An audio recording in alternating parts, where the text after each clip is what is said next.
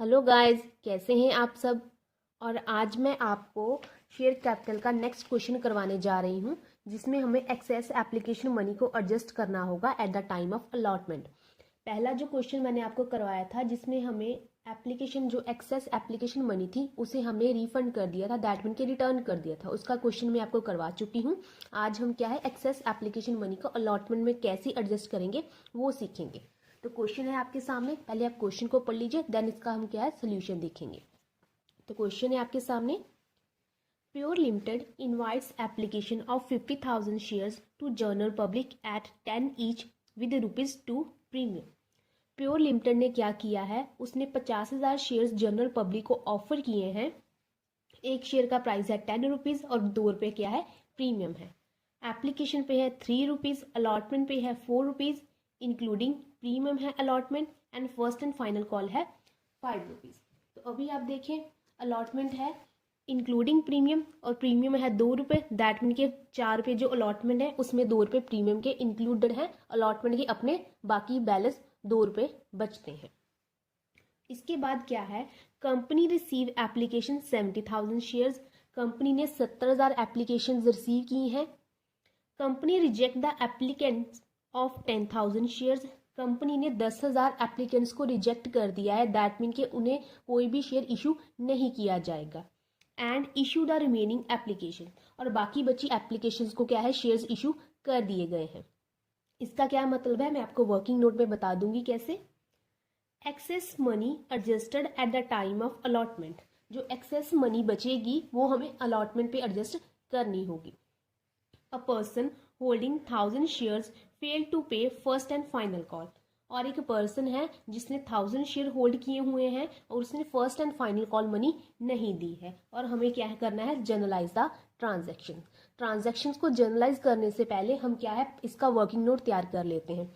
और ज़रूरी नहीं है कि वर्किंग नोट जो आप बनाओगे वो आपको क्या है स्टेटमेंट फॉर्म में नहीं बना सकते, आप टेबुलर फॉर्म में भी बना सकते हो, जैसा आपका मन हो। मैं आपको टेबुलर फॉर्म में भी बता दूंगी कि कैसे मैं इसका वर्किंग नोट बना सकती हूँ। वो प्रॉपर एक टेबल होता है जिसमें हमें क्या है एप्लीकेशन अलॉटमेंट्स का एक्सेस मनी निकाली जाती है, अलॉटमेंट पे एडजस्टमेंट, कॉल्स पे एडजस्टमेंट, रिफंड, ऐसे कुछ कॉलम्स बनते हैं टेबल फॉर्म में। देन उसको क्या है हम सॉल्व करते हैं। मैं आपको टेबल फॉर्म में भी बताऊंगी, पर अभी क्या है आज हम स्टेटमेंट फॉर्म में करते हैं। आप दोनों आपकी चॉइस है, आपको जैसे फिजिबल है। कुछ बच्चे क्या करते हैं वो बिना टेबुलर फॉर्म के बनाए हुए क्वेश्चन ऐसे ही सॉल्व कर लेते हैं, उनको वैसे इजी लगता है। कुछ लोगों को स्टेटमेंट बना के इजी लगता है। ये तो वर्किंग नोट होता है, जैसे आपकी मर्जी है बना सकते हैं। मैं दोनों तरीके आपको बता दूंगी। इस वाले क्वेश्चन में मैं आपको स्टेटमेंट फॉर्म में बता देती हूँ, नेक्स्ट वाले क्वेश्चन में मैं आपको क्या है टेबुलर फॉर्म में बता दूंगी। आपको जो वाला ईजी लगेगा उसमें क्या है आप क्वेश्चन को सॉल्व कर सकते हैं। तो अभी देखिए, सबसे पहले हम यहाँ पे शुरू करते हैं कि कंपनी ने 70,000 एप्लीकेशंस को रिसीव किया है, बट कंपनी के पास कितने शेयर्स इशू करने की अथॉरिटी है, सिर्फ 50,000। तो यहाँ पे आप लिख लीजिए। अब 70,000 एप्लीकेशंस आई हैं, बट 50,000 से ज्यादा की अथॉरिटी तो उसके पास नहीं है। तो कंपनी ने क्या किया है, कंपनी ने यहाँ पे 10,000 जो एप्लीकेशंस थी उनको क्या है रिजेक्ट कर दिया। रिजेक्ट करने का क्या मतलब है, इनको कोई भी शेयर इशू नहीं किया जाएगा, दैट मीन के इनको कोई भी शेयर इशू नहीं किया जाएगा। ठीक है, तो यहाँ पे टोटल एप्लीकेशंस कितनी है 70,000 है, और टोटल हम कितने शेयर्स अलॉट कर सकते हैं 50,000, इससे ज्यादा नहीं कर सकते। तो 10,000 वालों को तो हमने कोई शेयर नहीं दिया है, तो बाकी कितने बचे हैं 60,000। ठीक है ना, तो 60,000 को हमने क्या किया है 50,000 शेयर्स दे दिए।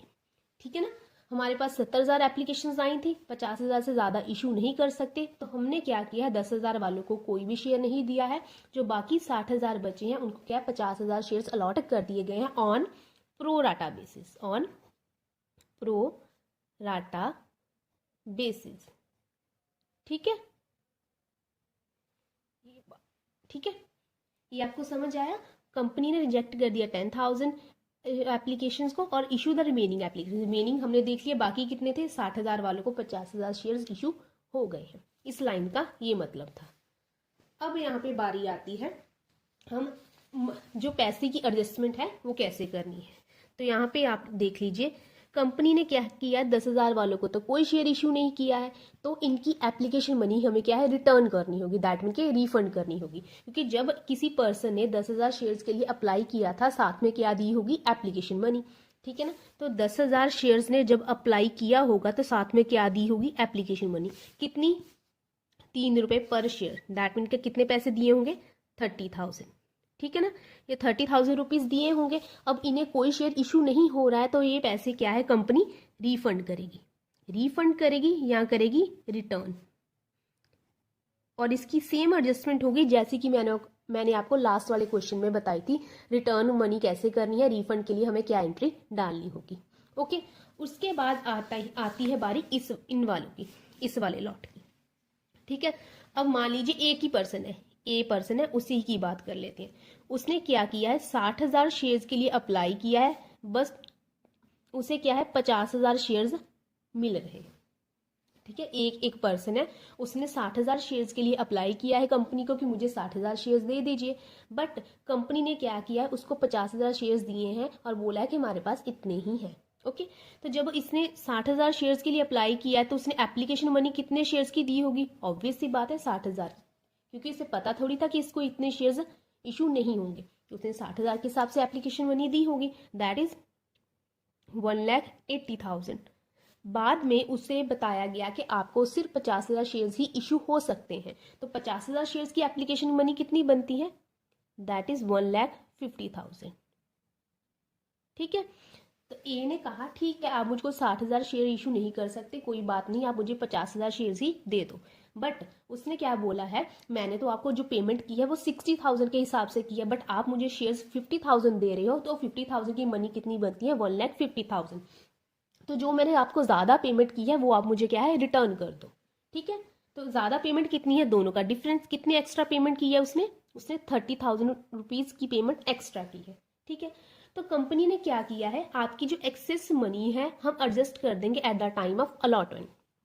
अब देखिए, ए ने एप्लीकेशन मनी दी है, तो ए ने क्या है, अलॉटमेंट मनी भी तो देनी होगी बाद में, अलॉटमेंट मनी देगा ना ए को कितने शेयर अलॉट हुए हैं, 50,000, तो 50,000 शेयर्स की अलॉटमेंट मनी कितनी है, 4 रुपए के हिसाब से इंक्लूडिंग प्रीमियम, कितना बनता है, इंटू 4, दैट इज कितने पैसे देगा ये, 2 लाख। ए ने 2 लाख देने हैं eight the time of allotment. तो कंपनी ने क्या किया है, तुमने मुझे अलॉटमेंट मनी देनी है ना 2 लाख, तुम मुझे 30,000 कम दे देना, तो कितनी अलॉटमेंट मनी बनेगी इसकी, 1,70,000। तो हमने एक्सेस मनी को कहाँ पे एडजस्ट कर दिया, eight the time of allotment. इस लाइन का ये मतलब था, हमने एक्सेस मनी को एडजस्ट करना है eight the time of allotment, ठीक है। तो इस पॉइंट को मैं आपको दोबारा से बता देती हूँ। ए ने, मान लीजिए कोई एक पर्सन है, उसने 60,000 शेयर्स के लिए अप्लाई किया था और 60,000 के हिसाब से एप्लीकेशन मनी दी है 1,80,000, पर उसको क्या है, कंपनी ने सिर्फ 50,000 शेयर्स दिए हैं और 50,000 शेयर्स की एप्लीकेशन मनी बनती है 1,50,000, तो उसके एक्सेस पैसे उसने कितनी एक्स्ट्रा पेमेंट की है, 30,000। ये 30,000 रुपीज़ जो है कंपनी ने उसको रिटर्न नहीं किए हैं, वापस नहीं किए हैं। कंपनी ने ये बोला है कि तुमने मुझे अलॉटमेंट मनी भी तो देनी है, जब तुम मुझे अलॉटमेंट मनी दोगे तो तुम मुझे उतने पैसे कम दे देना। तो इसकी अलॉटमेंट मनी कितनी बनती है, 50,000 शेयर्स की अलॉटमेंट मनी के हिसाब से 50,000 इंटू 4 दैट इज 2 लाख बनती है, जो ए ने पेमेंट करनी थी कंपनी को। बट ए ने क्या किया, 30,000 जो तुम्हारे पास पड़े हैं वो एडजस्ट करके बताओ कि मेरी कितनी पेमेंट तुम्हारी तरफ बनती है। तो 2 लाख में से 30,000 को लेस किया तो कितना बनता है, 1,70,000। अब ए अलॉटमेंट में कितने पैसे देगा, 1,70,000, ठीक है। ये आपका हो गया वर्किंग नोट, होपफुली आपको समझ आया होगा। अभी हम क्या है, क्वेश्चन की जर्नल एंट्रीज करते हैं। तो क्वेश्चन को जब हम शुरू करते हैं तो आपको पता है कि सबसे पहली एंट्री हमारी क्या आती है, bank account debit to share application account. Bank account debit to share application account, ठीक है। तो कंपनी ने कितनी एप्लीकेशन रिसीव की है, उसने 70,000 एप्लीकेशन रिसीव की है, और 70,000 एप्लीकेशन की एप्लीकेशन मनी भी रिसीव की होगी।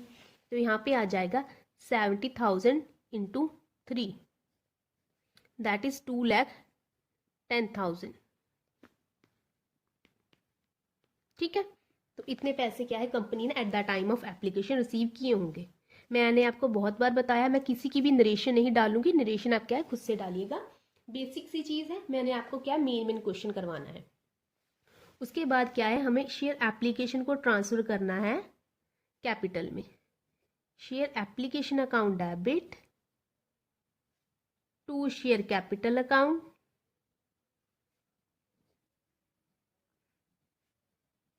To bank account to share allotment account. तो आप ऐसे करके घबराइएगा मत कि इतनी सारी एंट्रीज कैसे डाल दी। मैंने आपको 1 सेकेंड में बता देना कि इस सारी एंट्रीज का क्या मतलब है। सबसे पहले हमने एप्लीकेशन पे कितने पैसे रिसीव किए हैं, 2,10,000, तो सीधा सीधा एप्लीकेशन के आगे 2,10,000 लिख दो। ओके। और उसके बाद बैंक अकाउंट में कौन से पैसे जाएंगे, मैंने आपको लास्ट क्वेश्चन में बताया था, रीफंड के पैसे जाएंगे। हम कितने पैसे रीफंड कर रहे हैं, वर्किंग नोट में देखिए हमने कितने पैसे रीफंड किए हैं, हम 30,000 रुपये रिफंड कर रहे हैं, दैट मीन के रिटर्न कर रहे हैं, वापस कर रहे हैं। तो बैंक अकाउंट के आगे रिफंड के पैसे लिख दीजिए सीधा सीधा 30,000। ओके। और उसके बाद शेयर अलॉटमेंट में आएगा, हम अलॉटमेंट में कितने पैसे एडजस्ट कर रहे हैं। अलॉटमेंट में हमने कितने पैसे एडजस्ट किए हैं, 30,000। 30,000 रुपये ही है जो हमने अलॉटमेंट में एडजस्ट किए हैं, दैट इज 30,000 जो एक्सेस एप्लीकेशन मनी थी। तो हमने यहाँ पे 30,000 को डाल दिया। और उसके बाद शेयर कैपिटल में क्या आएगा, हमारी एक्चुअल एप्लीकेशन मनी। कंपनी के पास कितने शेयर्स की अथॉरिटी है, 50,000, तो वो 50,000 शेयर्स की ही एप्लीकेशन मनी अपने पास रख सकती है। 50,000 इंटू 3 यहाँ पे आएगा, 50,000 इंटू 3 यहाँ पे आएगा, दैट इज 1,50,000। ठीक है। अब क्या करोगे आप ना, टोटल करोगे। अगर टोटल इक्वल नहीं आ रहा है तो आपका क्वेश्चन यहाँ पे गलत होगा। तो कर लीजिए total, 1,50,000 plus 30,000 180, 180 plus 30,000 that is 2,10,000। आपका क्वेश्चन यहाँ पे टोटल सही आ रहा है, तो दैट मीन के अभी तक यहाँ आपका क्वेश्चन क्या है, सही है।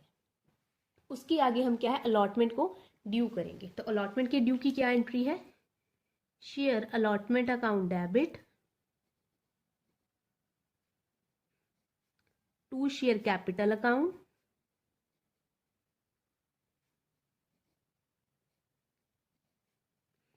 To security premium account. ठीक है ना, क्योंकि प्रीमियम है ना अलॉटमेंट में, इसलिए हमने क्या सिक्योरिटी प्रीमियम लिखा है।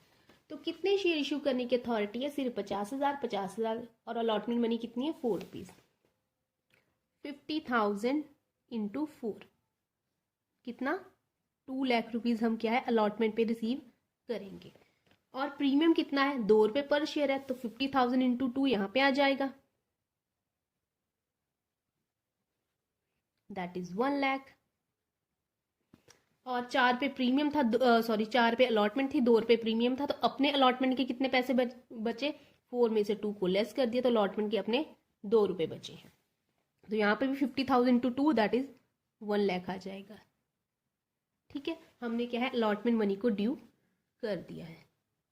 यहाँ पे डेट वाला कॉलम है अक्सर खाली छोड़ रही हूँ, पर अगर आपको क्वेश्चन में डेट्स साथ में गिवन होंगी तो क्या है आप एंट्री के साथ साथ उसकी क्या है डेट्स जरूर डाल लीजिएगा। पर कोई क्वेश्चन ऐसा जरूर लूंगी जिसमें क्या है डेट्स होंगी, क्या तो क्या है आपको क्या दिक्कत नहीं आएगी कि डेट्स को कैसे पोस्ट करना है। वैसे बहुत जनरल सी बात है कि डेट्स को कैसे पोस्ट करना है, ये आपको आता ही है। अगर नहीं कोई दिक्कत होगी तो ऐसा कोई क्वेश्चन मैं आपके लिए जरूर करवा दूंगी।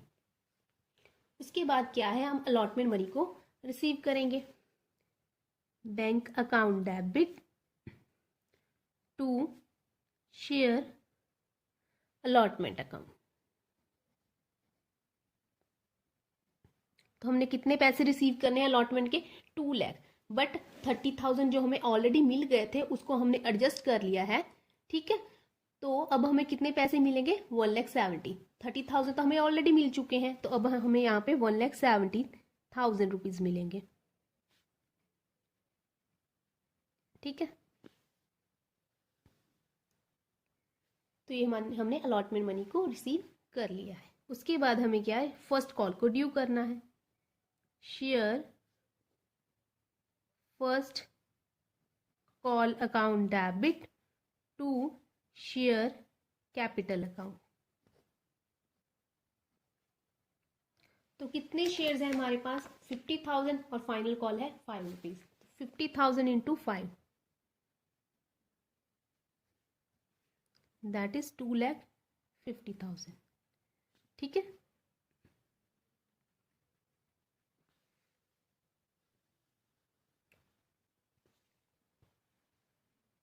इसके बाद हमें क्या है, फर्स्ट एंड फाइनल है, फर्स्ट एंड फाइनल है। ठीक है, दोनों एक साथ है।